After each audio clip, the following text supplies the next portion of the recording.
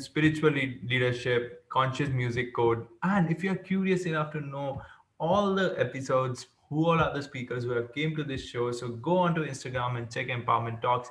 That's where we speak about different topics that have been covered on this. And it's my it's my pleasure to introduce the speaker for today. Now today's speaker is Vasantha Vaikunth.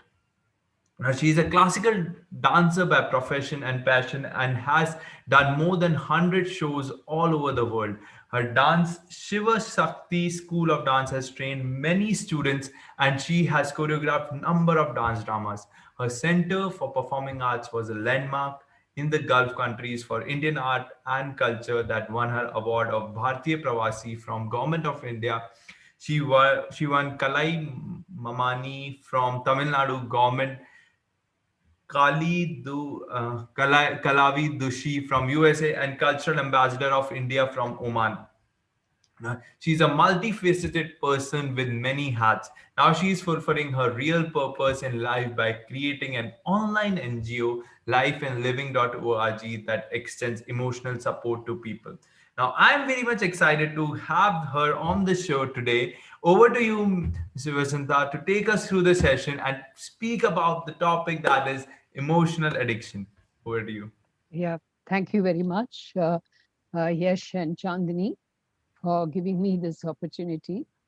I think I'm indeed feel very happy to be with the Empowered Talks.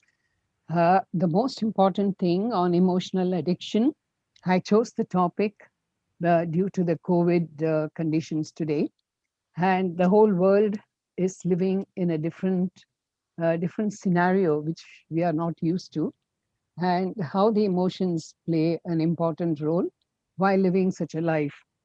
Let me first talk to you about how emotions are so powerful and how they help our survival mechanisms. And if they are modulated and integrated with logical planning and reasoning, then they are very useful for self care and productive. But unfortunately, the untamed emotions are so common, especially when the whole change happens in the world. The emotions go completely uncontrolled and untamed. And the untamed emotions can avoid real situations and and there is a tremendous disregard for obvious consequences of action, because I am not able to accept the reaction to my action and the adaptive learning, because the changes have to be adapted in a way that the emotions become stronger and not weaker. Now we'll see how it goes. Now, how can something inside you that is so natural can become addictive? That is you. Emotions are not away from you, emotions are you. And normally, what we do is we usually associate addiction with alcohol or drugs. It's a way to stay away from reality, and a repeated use of these chemicals keep you in a happy state. But that's not what we are looking for. We pay a huge price for keeping our anxiety down. That's what the addiction we normally connect with. But here it is an addiction of your emotions that involve your complete building of life and dealing with relationships and unexpected situations. And today, the world, I mean, forget the world, even as human beings, where are we standing with the accumulation of the negative thoughts? Like we say, the mind is open and the thoughts are untamed. And the power of intellect, what is the power of intellect? What is the difference between intellect and mind? The intellect is the thing that gives you the discriminative quality, discriminative ability, which is almost like shut down right now. Then the emotional addiction happens. And everything and anything turns into a negative process for human beings in today's world. That's what we watch, we see all the time around. And for example, when we are watching television, which all of us do, and we are not watching all the channels. We choose them. We choose what according to what you want and what you desire to watch. So, supposing there is a sportsman, he or she watches things that because they are interested in sports. But some of us watch the mega serials that go on in multiple languages in India. Why do we watch them? We watch them because we also want to see what's going on in someone else's life. And I'm not the only one who is suffering the emotional disturbances, but there are other people out there who are going through equal suffering. So we do multiple things, and the ratings of these televisions depend on how much negativity is exhibited. Now, you can't challenge this because I think there is scandalous reports, there are negative reports, then the TRP of the television goes higher. Now, what this TRP is, nobody knows, but then if you believe what they say, the TRP goes when there is a breaking news of scandalous news or some negative news. Now, what does it reflect? It reflects the human mind. What am I looking for? Obviously, the TRP is me. I'm the one who is watching. So I'm obviously addicted to such violence and madness. And where does this violence come from? Where does this addiction come from? This addiction comes from my own accumulation of negative things over a period of time. Like, again, for example, uh, if you take when we are using the cell phones, because that's the relevant thing that I can talk about. When we use our cell phones, uh, there are so many groups and so many WhatsApp groups and so many people cluttering into it. So what we actually do is that we delete the messages that we don't need, because there are so many forwards and so many unwanted messages which is not connected with you, but I don't know what prompts them to send these messages. So you sit one day and delete all the pictures and all the forwards and everything. Why do you do that? We do that because you want to save your cell phone, because you don't want the cell phone to explode because it's got certain megawatts that can only take certain MB. So, but it's the same thing with our mind as well. My mind can only take so much. My mind has got a capacity, and a capacity is built up by me, and I cannot take more than that. But then I collect. Obviously, the human mind has the ability to absorb every thought and store it until the expiry date hurts. And I looming negative thoughts that arise out of my unfulfilled desires, expectations, conditions, demands of emotions, all these things become addiction. And there is a small story, a very small story. They said there is a man who asked God that one life becomes the food for the other. In Sanskrit we say jivan jivanasya bhojanam. But he says, what is this that's going to eat man's mind? He says, who is going to eat man? So this God answers, he says, you already have the answer in that question. He says, you are carrying the weapon within yourself in your mind, because it is your mind that is going to consume you every single day. And we have conditions laid to use this mind. We cannot exist without so many things in life. So because we are all addicted to it. Now, when you're addicted to happiness in life, you're fine. When you're addicted to joy and sharing, you're fine.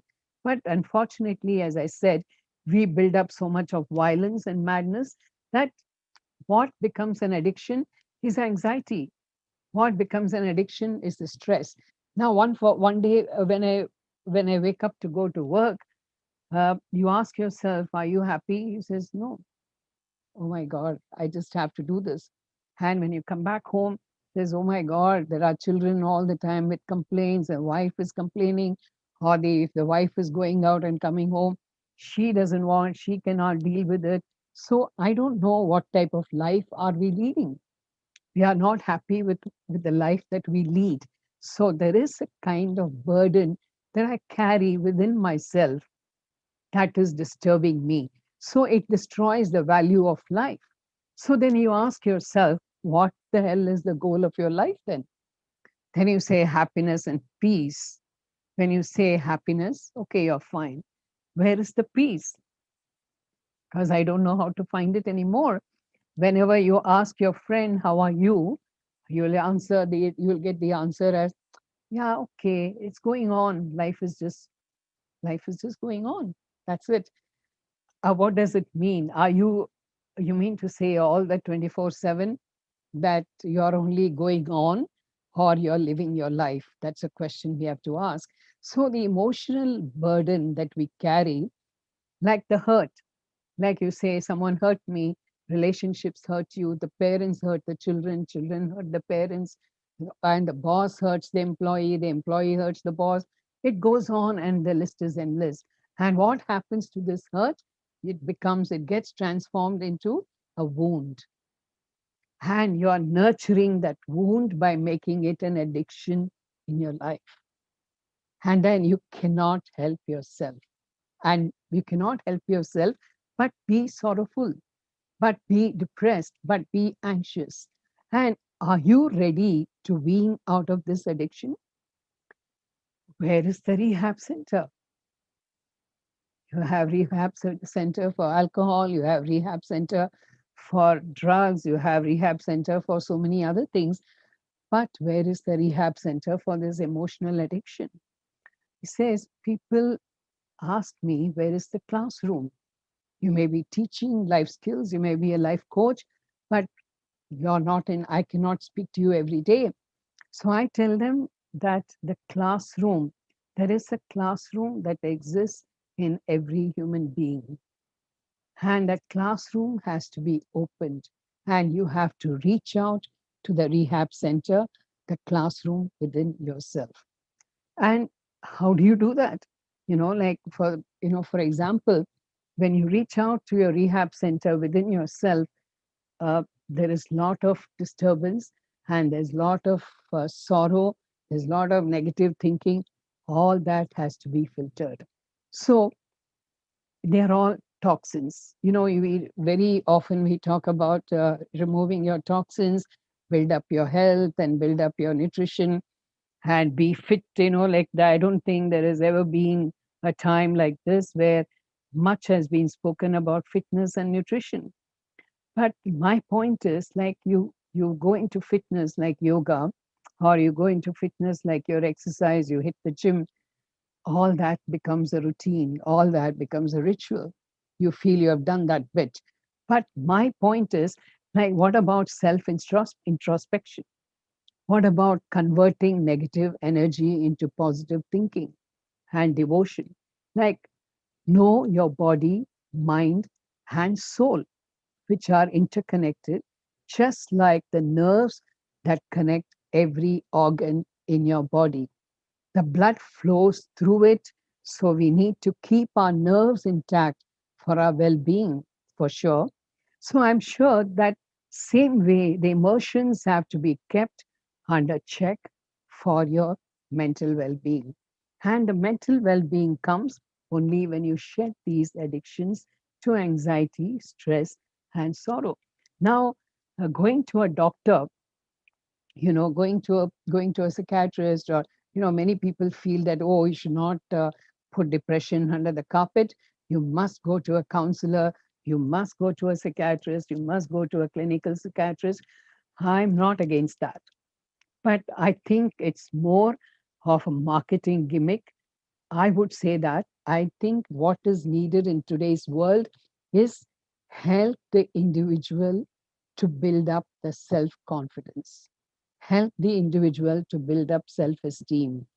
And with this kind of social media that exists, that building a self esteem is not going to be easy, because each day you open your cell phone, or you open your Instagram, you open your Facebook, or open your Snapchat.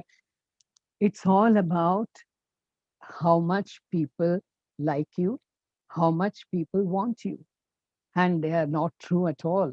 So, yeah, I cannot base my confidence or my self esteem onto my social media. But unfortunately, that's what is happening, and that has come to stay. So the best solution to this is that adaptability. Adapt yourself to the changes.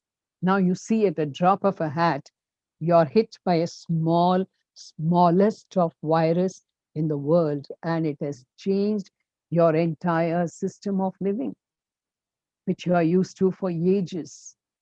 It can happen. So when it happens, how do you handle your life? That is more important. I think the shedding of addiction changes the toxic generation of today. Thank you.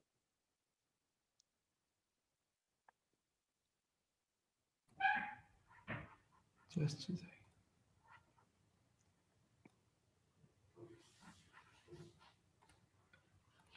Thank you very much, Mrs. Vasantha, for giving us such an insightful talk on what emotional addiction is all about. And what was exciting in the talk was how it is connected to so many other things that are there in our life, and how it is such an integral part of our life that every action that we do, everything that we do kind of results into something else, and then it results into something else, and then it compounds into the other things. Though there I have a lot of questions to ask on, particularly on today's topic. First question I'll go about you is, you mentioned the term self-esteem. Like there is a low self-esteem individuals and there are high self-esteem individuals. And so what exactly defines self-esteem, and how as a person where everybody thinks that everything has to be validated by somebody else, how do I go about self validating my beliefs, my values, my virtues of life? Yeah, first of all, I think there is a lot of competition and comparisons. Competition, we keep talking about it as a healthy one, but I don't think anybody knows where to draw a line. So you don't know how competitive you are and how destructively competitive you are. So naturally, the comparisons start. And today's value is mainly on your success. And what is success for you, for the generation today? Is about earning money and power, right? Hmm. And when you have the money, you want the power because I need some place to show my money. So it's a validation for me.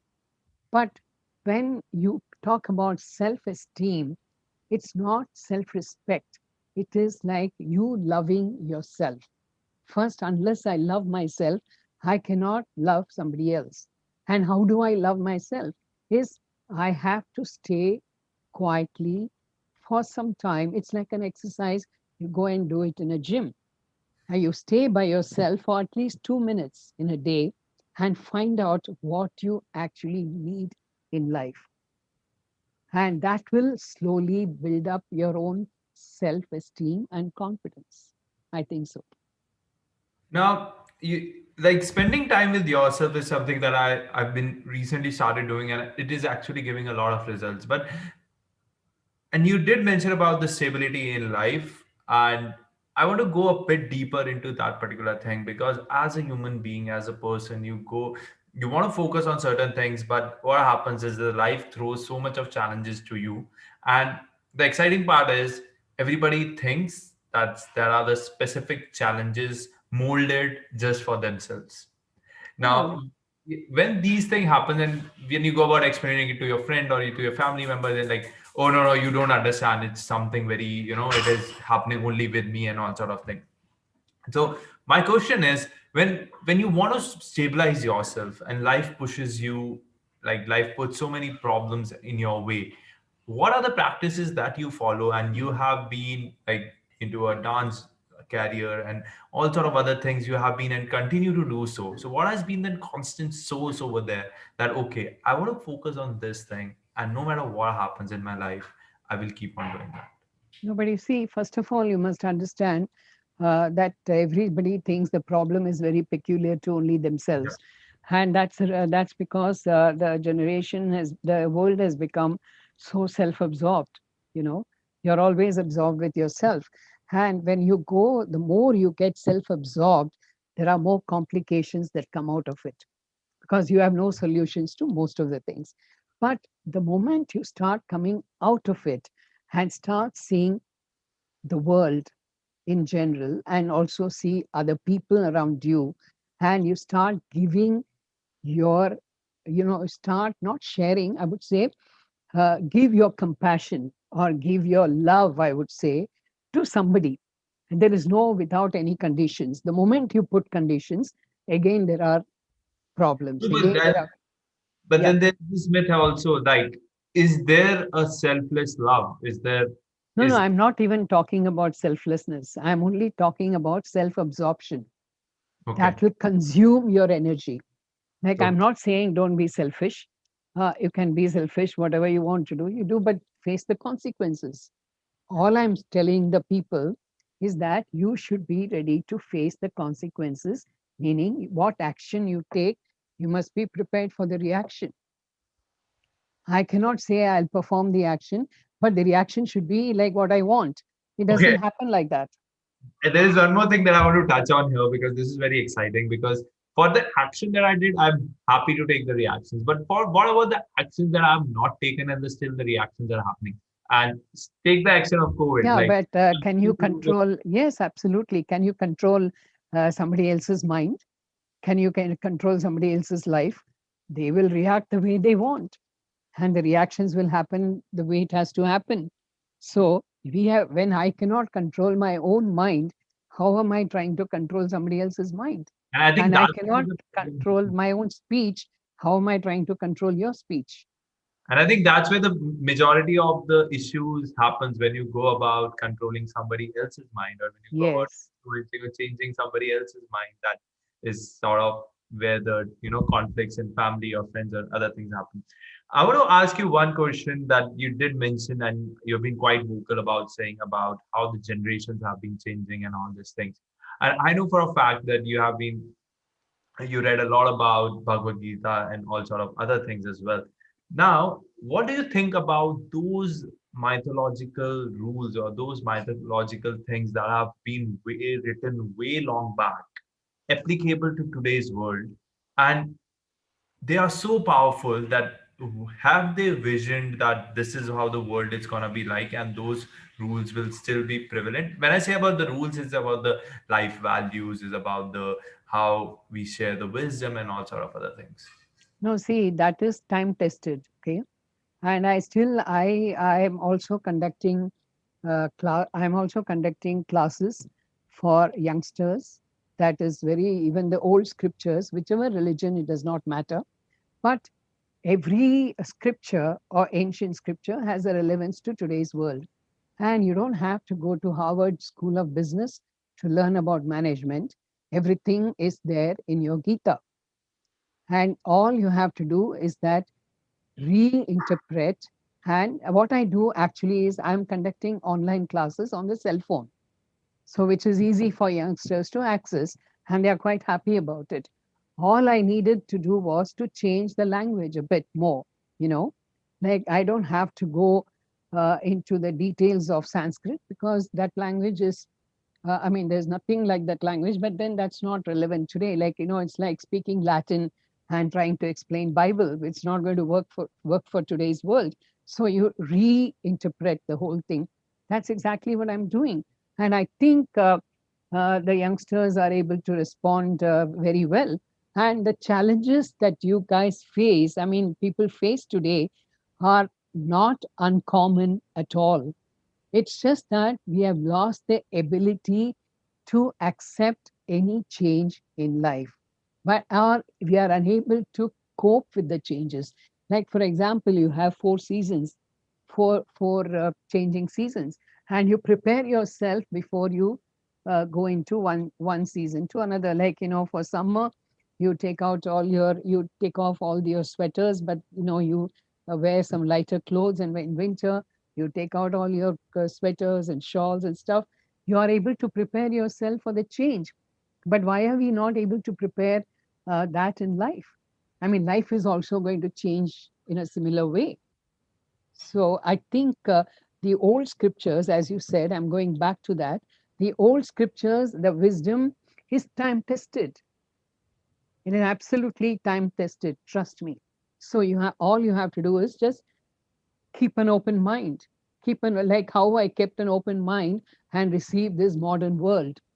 So you have to keep an open mind and just see what you had. in the past.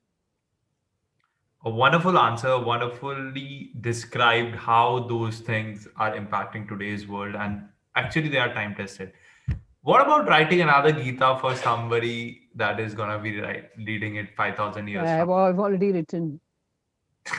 You can go to my lifeandliving.org. I have a space called the reality space, and I'm rewriting everything for the Great. future So, generation. I'll be coming give out a soon with more a book. detail about it, what you actually wrote about it. Is it relevant to today's world as well? Yes, it's only relevant to today's world. I don't write anything that is not relevant to today's world because it makes no sense to me. Okay. So my next question is about your dance journey. So give us a brief about it. Like you have earned a lot of accolades from all around the world because of that. And when was this root planted in you, and how did you carry on and make it a profession and make it a living out of it and all sort of? I think it'll take a lifetime for me to But you can answer give us this a brief question. story because But I'll tell you I'm very fascinated briefly that about I started my dancing at the age of 5, but I had to give it up when I was 12 due to my medical problems in my legs and my feet.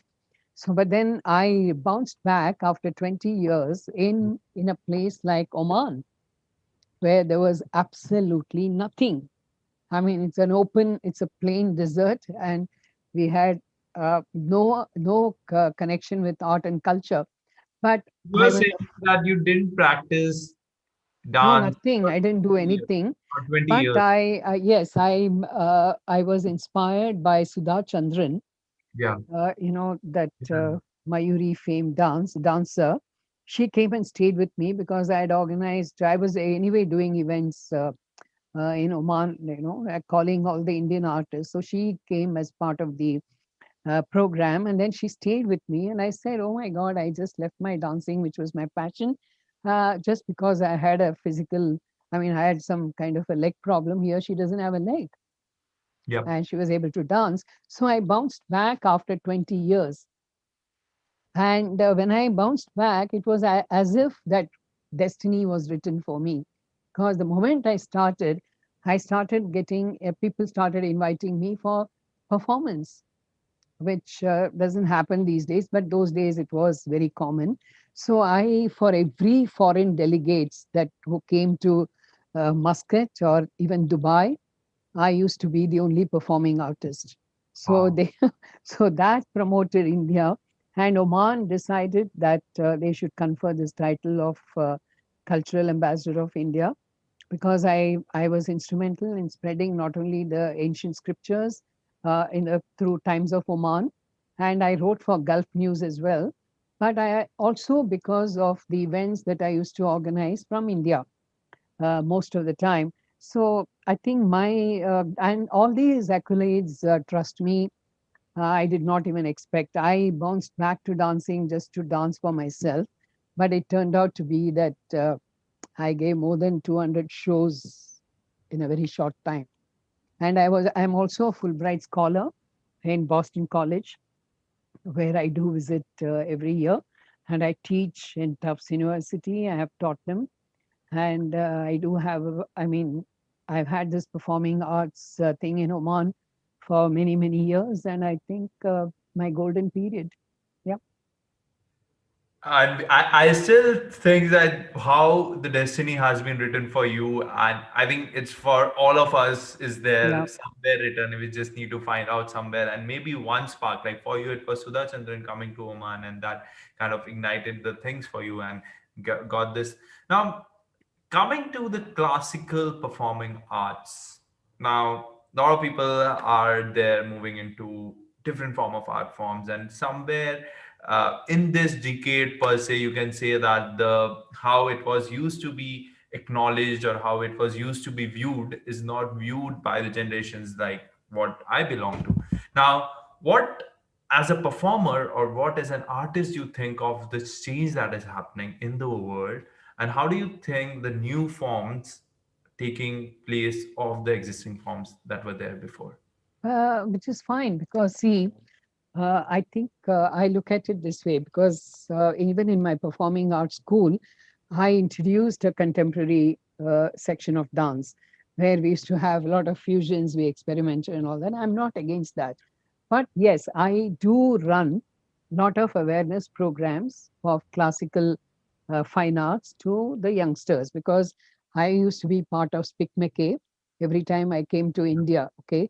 I mean, I never lived in India. It's only last 5 years I'm here. But my visits to India from the Gulf was very frequent. So I realized that the more you introduce, I mean, you try to show them the difference, just a simple thing like music, you know, like you want to go and stand in the bar, have a drink, do techno music, and then you say that, oh, that's like, I had a couple of drinks, and then, that repeated kind of music that keeps energizing you. Yep. So you think. But I used to say that please, reverse the whole thing. You can still have a drink, you can still hang out in the bar, but listen to this music, a particular kind of music which is calming, which is emotionally soothing to you, which you have to try.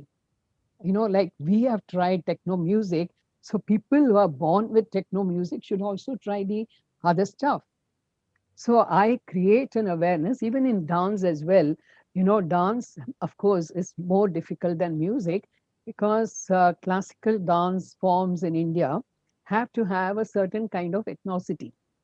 You have to be live in a certain period of time, or you have to transport yourself to that period of time to be able to perform. A lot of people have asked me. They said they used to tell me that, oh my God, I mean, you're a dancer, and you have always, you have to wear your attire should be a sari. You have to wear your jhumkas. You have to wear, so you have to be dressed in, Yeah. which I used to be, and I have done it. But I said, I want to liberate myself because I don't want to be confined to a certain pattern. That's the influence of the modern times on me.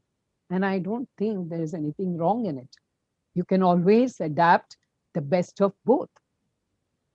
You know what I mean? I don't have to I don't have to create a stamp on myself saying that this is the way I need to look because this is the way I'm like, in today's generation, I see that everybody has to wear a tone jeans. Now that is fashion. They all wear tone jeans. But I would go a little out of the box and wear what I love, what I want to wear, what I desire. No, that's where my individuality comes. But I guess dance or music, everything evolves and evolves with your mindset, which is fine. You learn. Yeah, that's very, and it's very insightful to listen from you, where you say that the world is full of opportunities. It's what Yeah. you choose it and go about exploring the different things, go about different generation. But what about the people who are there in my generation, for per se? If we want to explore those old art forms, explore those art forms, what all platforms do we have currently, and where do I go about doing it? Let's say, for Oh, example, for India, like there are, what all are the organizations, if you can name the few? I like people know few, but it would be helpful for the audience, and it would be helpful for a lot of audience if they want to put in their kids into all sort of things and all. yeah, yeah. There are plenty of institutions. Most of them you would find in Chennai. I would say still it's quite the hub of culture and heritage. And I think in India, everywhere you'll find institutions like this. Like you can go to Kalakshetra, which is an old institution, or there are many modern institutions as well who teach you the right way. I mean, who teach you what your culture is and what this dance is all about. This dance, I'll tell you one little background since you're asking me such intense questions. Maybe you deserve to know. So, like you have the four Vedas, right? You have heard of the four Vedas? Yeah. Now, you know what dance is supposed to be? The classical art form that we do is supposed to be the fifth Veda. Oh, And why this fifth Veda was created by the celestial bodies was like after doing all these four Vedas, also there is an emotional imbalance. in human beings, right? There is a mental imbalance in human beings. So the divine bodies felt that this art form, which has got 108 karanas, which is like yoga postures, and a dynamic movement that you'll find in the sculptures in India, that this art form can bring that peace that is needed for you after a hard day's work or before you start your hard day's work. You perform this and you will feel the cleansing happening. And I can tell you from my experience that I never looked back on my feet, my foot pain or leg pain or anything, because this dance form healed me. It was like a healing experience for me. That's why. I think this is the most holistic definition of dance I've ever heard Yeah. about. And it But was that's, something, I'm just telling you the truth. yeah, but it's so much like so much of an insightful definition. It's insightful definition of what the art form dance is all about. Like I would have never known it, or I've not read it somewhere as on date till now. But what a wonderful definition that you have Thank given you. of the Thank art you. form that is dance. No, I speak from my heart and it's my experience, Yeah. you So I know. would jump forward, Saran, like you have recently started this organization that is Life and Living. What is it all about and what do you do over there? And what sort of awareness are you raising in the world through that? Yeah, see, Life and Living dot organization was my dream when I was about to leave Gulf and move back to India. So I felt that there is people who have the money also are not happy. People who have success are also not happy. People who don't have the money are also not happy. People who are artists are committing suicide. I said, what's going on in the world? There is something wrong. So I was telling my family that I think online is the future, because online is going to be the future. So where I can make a difference to human beings is only there, because all the youngsters are going to come to me, because I don't think the 60 plus people need anything from me because they've already lived their lives. So I said, let me start this. And I trust me, when I was in Dubai, I used to live in Dubai Marina.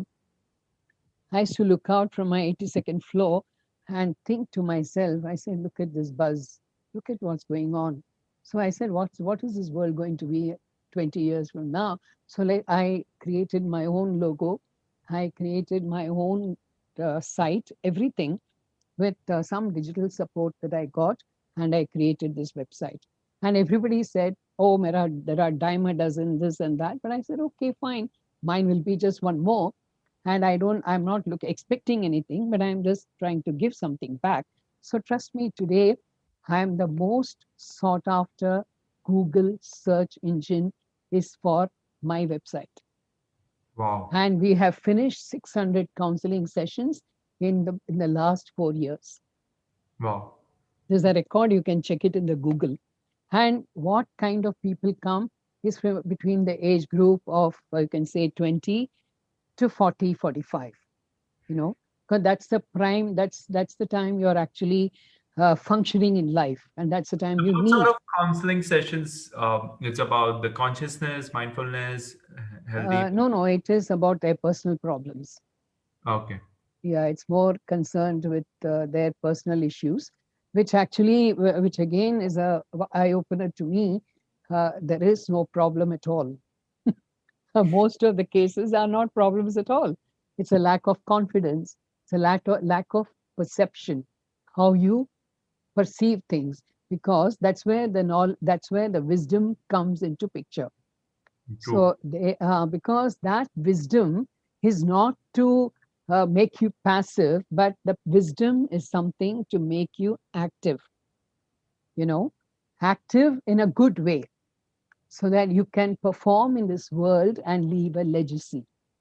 That's what. And you asked me one question. You said, why are people not able to stick to one thing and be focused? That's because they don't have the motivation to leave a legacy, because they feel that who cares, if I leave a legacy or not, I'm going to die. That's not the attitude. If people like Vivekananda or people like him had not left a legacy for us, we wouldn't be what we are today, True. Very well you said. know. So you can be that. So coming to the same question, what are the legacy that you want to leave behind in the world? No, I have, I don't have any structured legacy, but I feel I get the feedback from my counseling sessions, or I get the feedback from my dance, and I feel that I must have made an impact on people, because a lot of people tell me that, you're my inspiration. You have been so motivating, or you have given me so much of support and so much of help, and I sleep well with that.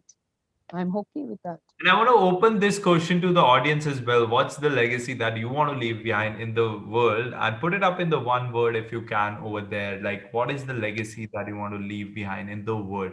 Now, a last question to you, Ms. Vasantha, is what is your feeling coming to empowerment talks and giving this talk to the community members that we have, and some beautiful words for the platform that we have created over a period of time, and calling in, having conversations, making people aware of the different topics, different things that are there in the world? No, I must say that you are doing a very good job, a very brilliant job rather, because you are able to communicate. And I think this online Zoom has been a blessing to all of us during this COVID times, where you can connect multiple people, multiple religions, languages, and like all kinds of people together on different topics. Like, for example, how would you know that I even exist in Bangalore? You know, Yeah, and how do I know that you exist there in Dubai? Although I am from Gulf, but I don't know you. So this is a very now we know great, each other. yeah. So it's a great connecting point. And then I think at this time, maybe everybody knows and everybody has had overdose of forwards and messages on stay safe and stay this and stay that. But as human beings, we need like reassure each other on good behavior, good thinking, positive thinking, and good emotions. Because the good emotions bring good society. That's what it means. Thank you very much. I really loved having conversation with you. There was that Thank every word was so articulated and was I can really feel out the difference of how your story has made you a person who can go about teaching and preaching and having so many things when it comes to counseling the new generation, when it comes to counseling the generations that are going to make the difference in the coming world. So thank you very much for tuning in you. to Empowerment Talks, and I want to thank you everybody who is tuning in on YouTube right now. Do subscribe to our YouTube channel over there because these are the daily conversations